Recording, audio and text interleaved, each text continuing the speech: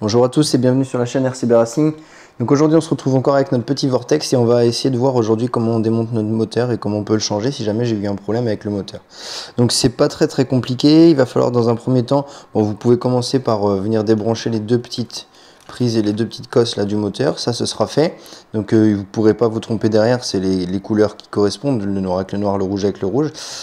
Pour maintenant démonter le moteur, il y aura deux étapes. Une première où je vais venir essayer d'enlever toute cette partie là ici de cache, pour cacher un petit peu les pignons moteurs, couronnes, etc. de différentiel pour que ça puisse éviter les cailloux et tout. Et puis derrière en fait vous avez des petites fixations de moteur qu'on va pouvoir retirer et renlever après. Donc dans un premier temps ce que je vais faire c'est enlever cette première vis qui est juste ici. Ensuite j'enlèverai les quatre petites vis qu'il y a là. Et puis après on passera à la suite sur l'arrière. Donc je vais retirer ces vis là dans un premier temps.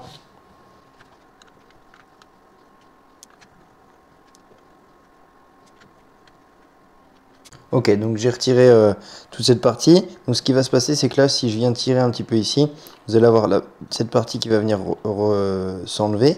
Et ici, vous allez pouvoir tirer sur ça pour pouvoir retirer le cache qu'il y a juste là. Donc ça, je vais le retirer là. Et du coup, vous avez accès à votre couronne et votre pignon moteur qui est juste ici. Donc si c'est simplement, par exemple, un petit clac-clac ou quelque chose comme ça peut être juste le pignon qui est mal serré. Vous avez la petite vis qui est là pour le resserrer. Mais nous, ce qu'on veut, c'est le retirer complètement. Donc je vais retourner le véhicule. Je vais venir dévisser ces deux vis là, plus celle-ci. On va déjà retirer ces deux vis là. Je vais voir, je découvre en même temps que vous hein, sur le démontage. Je pense que c'est suffisant. Ok, donc je rencontre un tout petit souci, c'est que moi je peux pas retirer cette vis là. Je pourrais essayer de forcer un petit peu dessus pour l'enlever, mais j'ai pas envie d'abîmer le véhicule. Donc juste soyez sûr, si vous retirez ces quatre vis là, sûr et certain, tout votre moteur, tout votre bloc, il va se retirer complètement. Et ensuite vous n'aurez plus qu'à dévisser le pignon moteur, le changer, mettre sur le nouveau moteur s'il y a besoin, et ensuite refaire la même démarche à l'envers. Donc je replacerai tout, je vais m'assurer bien d'avoir aligné mon pignon avec ma couronne pour que ça puisse bien fonctionner.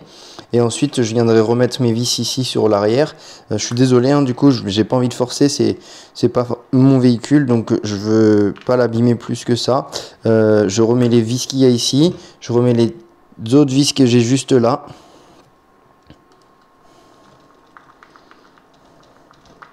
C'est pour ça aussi que sur les serrages, il faut vraiment y aller mollo, surtout quand c'est de métal à métal. Essayer de... Voilà, je visse...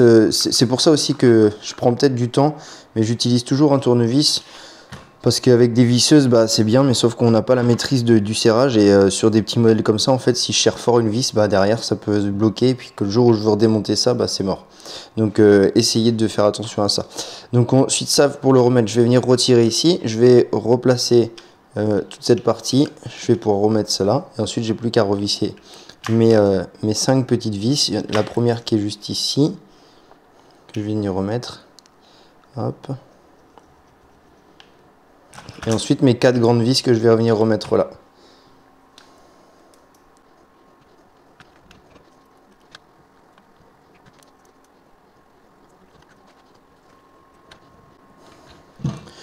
Voilà, mon moteur il est remonté, j'ai plus qu'à remettre mes petites cosses ici.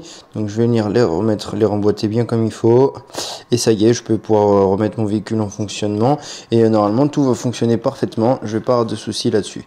Le moteur, les pièces, je vous rappelle, vous pouvez trouver ça sur Brest Modélisme, sur le site. Et vous allez pouvoir retrouver toutes les pièces de ce véhicule sans problème pour pouvoir le remonter.